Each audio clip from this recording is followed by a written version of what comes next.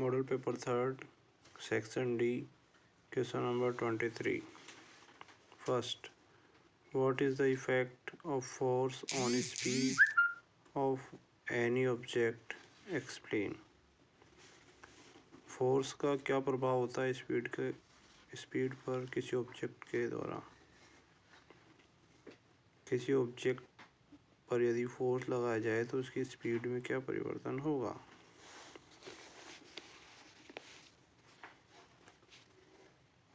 A force applied on any object may be change its speed। यदि हम किसी object के ऊपर फोर्स लगाते हैं तो उसकी स्पीड में परिवर्तन होता है। If the force applied on the object in direction of its motion, the speed of the object is increased। Object के जिस डायरेक्शन में ऑब्जेक्ट मोशन कर रहा है उसी में यदि हम फोर्स अप्लाई करते हैं तो उसकी स्पीड बढ़ जाती है। If the force is applied in the direction of opposite to the direction of the motion, then it result in decrease in the speed of the object। यदि कोई ऑब्जेक्ट जिधर मोशन कर रहा है उसके विपरीत दिशा में अगर हम फोर्स लगाते हैं तो इससे उसकी ऑब्जेक्ट की जो स्पीड होती है वो कम हो जाती हैं। Question number 2, explain with an example that if surface are pressed harder then the friction will be increased। जैसा कि हमने देखा कि कोई भी सरफेस अगर हार्ड होती है, कठोर, और उसको प्रेस किया जाता है तो फ्रिक्शन का मान बढ़ जाता है। Drag a mat when no one is sitting on it and when a person is sitting on it। एक चटाई को आप खींचिए यदि इस पर कोई नहीं बैठा हो और इस पर कोई बैठा हो। We will observe that when a person is sitting on it then we have to exert more force to drag। यदि उस मैट पर कोई व्यक्ति बैठा है तो उसको खींचने के लिए हमें ज़्यादा फोर्स लगाना पड़ेगा। It proves that friction will be increasing if we press surface hardly। इससे हमें पता चलता है कि यदि किसी सरफेस को हम ज़्यादा फोर्स के साथ अगर दबाते हैं तो उस पर फ्रिक्शन की वैल्यू भी ज़्यादा हो जाती है। Question number 3, A mosquito produces sound by vibrating its wings at an average rate of 500 vibration per second। What is the time period of the vibration? एक मच्छर है जो अपने विंग्स को वाइब्रेट करवाता है 500 वाइब्रेशन पर सेकेंड, तो उसमें टाइम पीरियड ऑफ वाइब्रेशन हमें निकालना है। इसका एक फॉर्मूला होता है, फ्रिक्शन यहाँ पर है, फ्रीक्वेंसी है 500 हर्ट्ज, टाइम पीरियड निकालना है। Time period is equal to 1 upon frequency, 1/500 divide करेंगे तो 0.002 सेकेंड। सॉल्व करने पर ये टाइम पीरियड आएगा 0.002 second.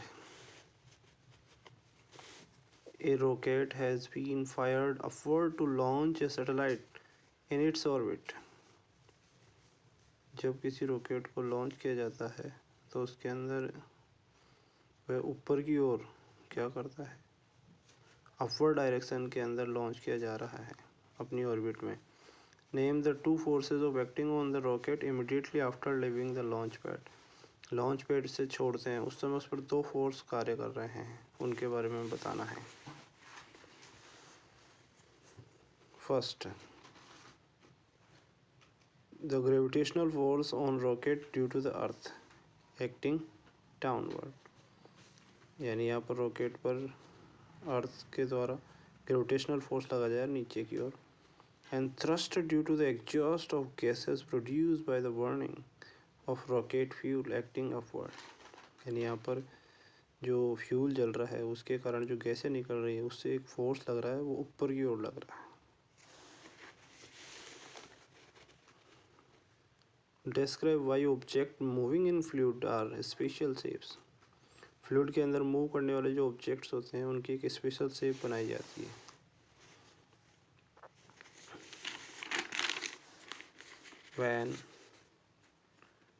When objects move through fluid, they have to overcome friction acting on them.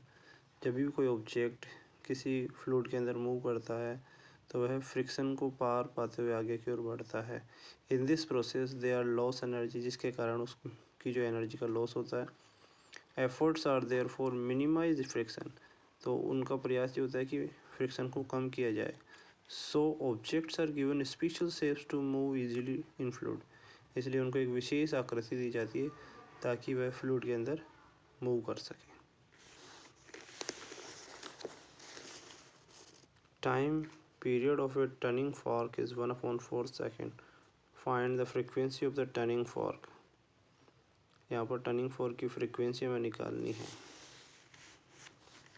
तो द फॉर्मूला होता है frequency of the turning fork 1 time period of the turning fork. यहाँ पर हम वैल्यू रखेंगे 1/40 सेकेंड। जब इसको सॉल्व करेंगे तो 40 हर्ट्ज। यहाँ पर जो टर्निंग फॉर्क की फ्रीक्वेंसी है वह 40 hertz.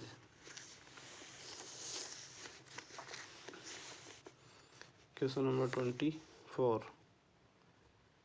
First, briefly describe the harmful effect of microbe. सूक्ष्म जीवों का हानिकारक प्रभाव में बताना है। फर्स्ट ऑफ ऑल, जैसा कि हमने देखा कि microbes are harmful in many ways, like सूक्ष्मजीव विभिन्न प्रकार से नुकसानदायक होते हैं। जैसे first, some microbes spoil food, clothes and leather objects. कुछ सूक्ष्मजीव होते हैं जो भोजन को, कपड़ों को और लेदर को, जो भी वस्तुएं होती हैं उनको नुकसान पहुंचाते हैं। Second, many microbes causes disease in the human like cholera, common cold, chicken pox and tuberculosis. कुछ सूक्ष्मजीव हैं जो विभिन्न प्रकार की बीमारियां फैलाते हैं, मानव में विभिन्न प्रकार की बीमारियां फैलाते हैं, जैसे हैजा, सामान्य बुखार, chicken pox, tuberculosis. Third, microbes also develop disease in animals. Microbes के द्वारा एनिमल्स के अंदर डिजीज उत्पन्न की जाती है। For example, anthrax in the cattle causes by bacteria. जानवरों में होने वाला जो एंथ्रेक्स डिजीज है बैक्टीरिया के कारण। And foot and mouth disease in kettles is caused by virus. Foot और माउथ डिजीज जानवरों में होती है, वह वायरस के कारण होती है।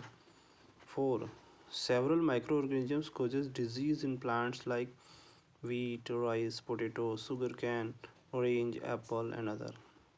अनेक प्रकार के सूक्ष्म जीव हैं जो पादपों में भी रोग उत्पन्न करते हैं, जैसे गेहूँ, चावल, आलू, गन्ना, ऑरेंज, सेब आदि के अंदर।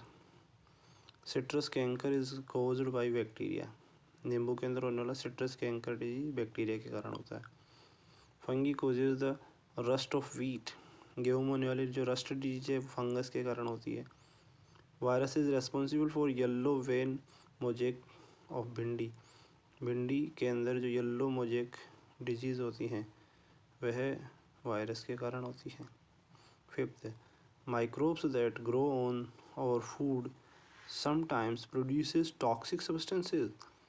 These make food poisonous and causing serious illness and even death.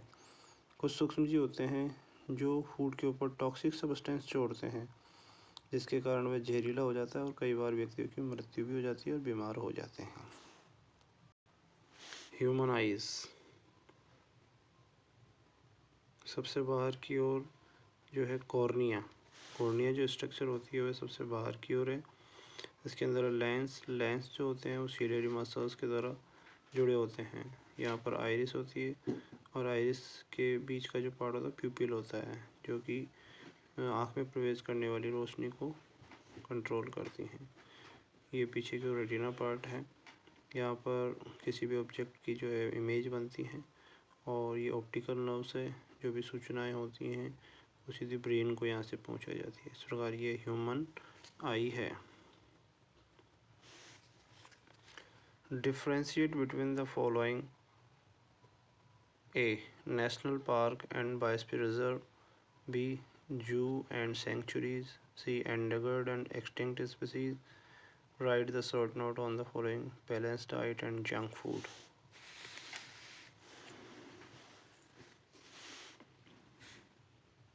First, a national park. National park is an area which provide protections and conservations to wild animals. National park वही area है जिसके द्वारा जो भी wild animals होते हैं उनको संरक्षित किया जाता है, उन्हें सुरक्षित रखा जाता है। And biosphere